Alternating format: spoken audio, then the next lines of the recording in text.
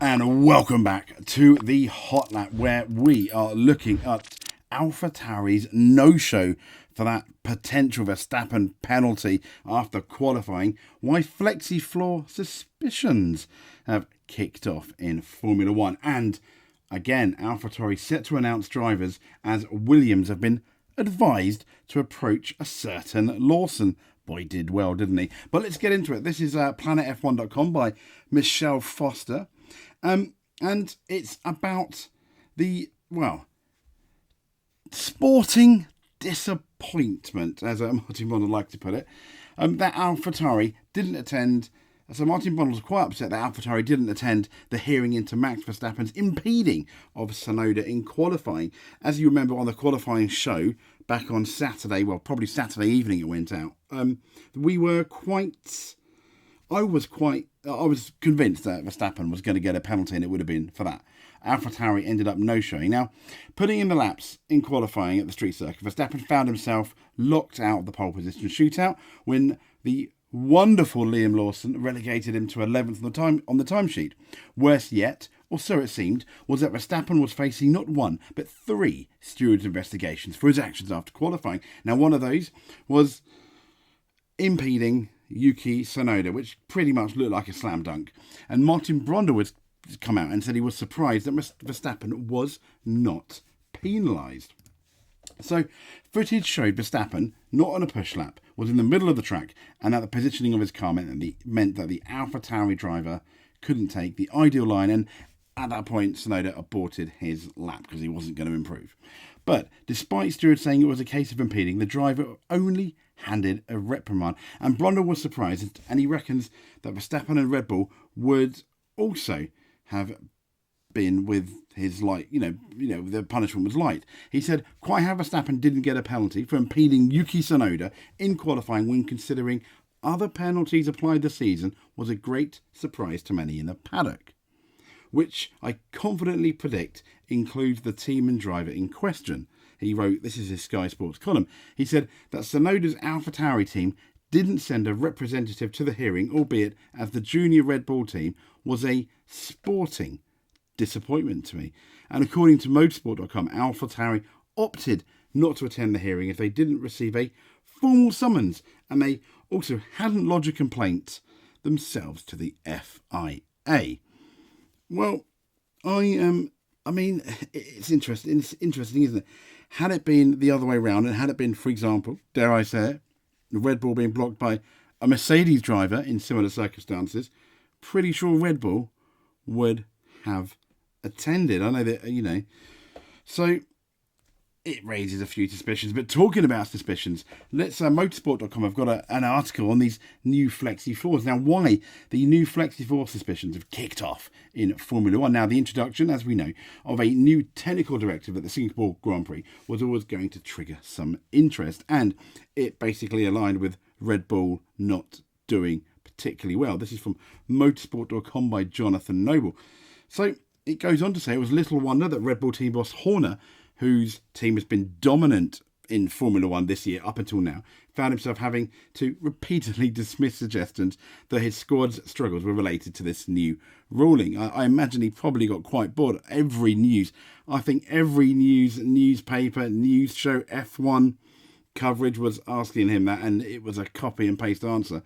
So backing up his argument is the fact that with the Flexi wing estimated to be only worth about a tenth of a second, the scale of Red Bull's pace drop pointed to other factors at play, as the RB19 was proved very difficult to set up around the track.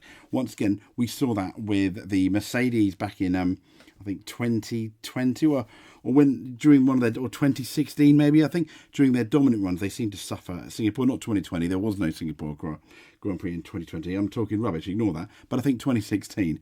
So according to the consensus in the paddock, the focus of the FIA to push Flexi wings was not in fact Red Bull, it was others who had perhaps been pushing that boundary. Now, while it was easy to link a potential shuffling of that order in Singapore, some teams looked better than normal and others had drifted back.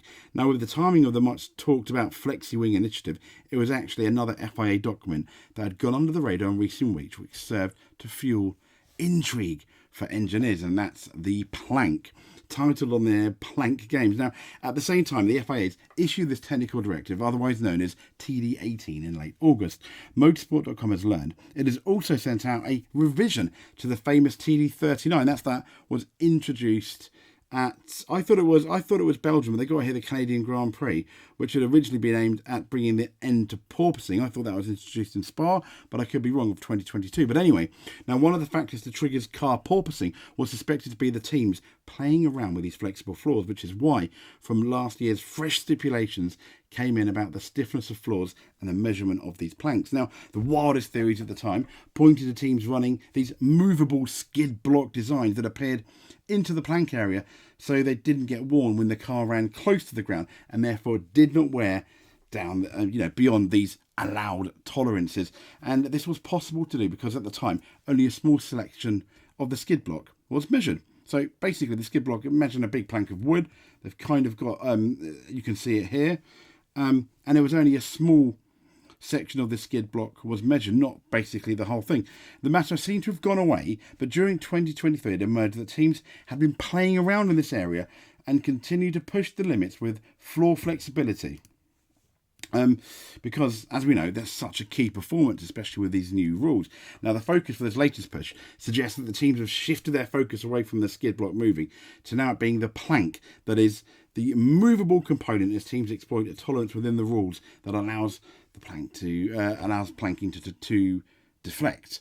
And it basically goes on, but it's the way they measure the plank, and they suspected the teams were getting around that by the fact that only parts of the plank were being measured, so the other bits may be worn down more, I imagine.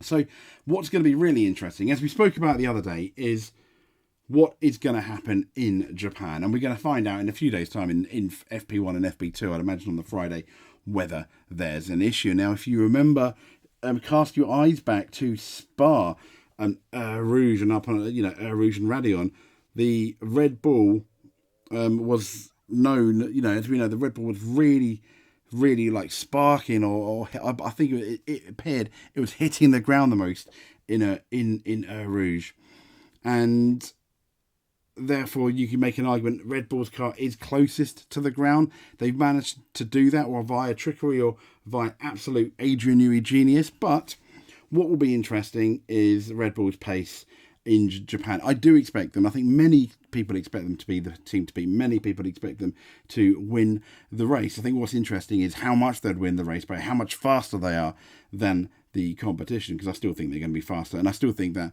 Singapore was just a perfect storm of chaos for Red Bull. And we need a bit more evidence in the next few races to see about this new technical directive.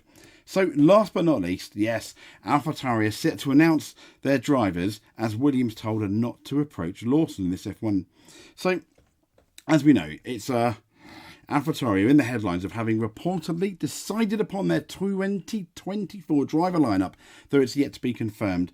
But the opinion is from this week, the pundit opinion from the weekend still hangs in the air from what is, as we know, a frantic Singapore Grand Prix. Now, a report from German outlet Autosport, or Auto Motor and Sport, claims Yuki Tsunodi to have obviously already agreed terms for the 24 season, and understandably his home race is Suzuka, makes sense to announce. As we know, Tsunoda initially stood alongside Nick de Vries, who was then replaced by Daniel Ricciardo, who was then replaced by Liam Lawson. So they also claim that AlphaTauri are set to hold on to Ricciardo for next season, with the Australian still on the sidelines, as we know he's got a broken hand. And PlanetF1.com has approached AlphaTauri for comment, but they've said they've not received a response. So it's going to be really interesting. So where will Liam Lawson go? Well, as you know, it's been the Williams team that have been urged here. So Planet F1 are basically saying that former F1 driver Chandok believes current AlphaTauri substitute Liam Lawson is making a fine impression of Formula One, and he suggested that Williams should be considering a seat for 2024. Now, only the AlphaTauri seats and one Williams driver remain uncontracted for next year, and if Lawson is the one to miss out on this Red Bull musical chairs, former Lotus and HRT driver Chandok thinks his performances have been more than worthy for a drive at Williams next year. I think they have too, don't you? He basically said you've got to have the conversation, haven't you? Chaddock said on Sky Sports F1 because Albon's outqualified Sargent on every occasion. He has had scored all the points so far for Williams. If you are Williams, he goes on to say, you should be shopping around, and Liam Lawson has put himself on the market in a very good way. So, there we go. That's pretty much the quick bit of the news here on the Hot Lap. We'll speak to you, I guess, next time. So, it's more than likely going to be our race we're looking at our race preview, I think, next video, or maybe like a news video. But anyway, like and subscribe. It means a lot. I know it's almost like a cliche now, people saying it all, like and subscribe, but honestly it does. I get a little alert whether I'm at work or at home, and it for the very least it makes me smile, and it makes it all worth it, and it makes me wanting to do this more every day, because hey, I love Formula One, I love motorsport. Also, comment, let me know, let us know if you want us to cover anything else. I'd love to cover like the touring cars, maybe some GT racing, particularly next year, maybe some WRC. Let me know if there's anything else we should cover. Anyway, this has been the Hot Lap, and I'll speak to you soon.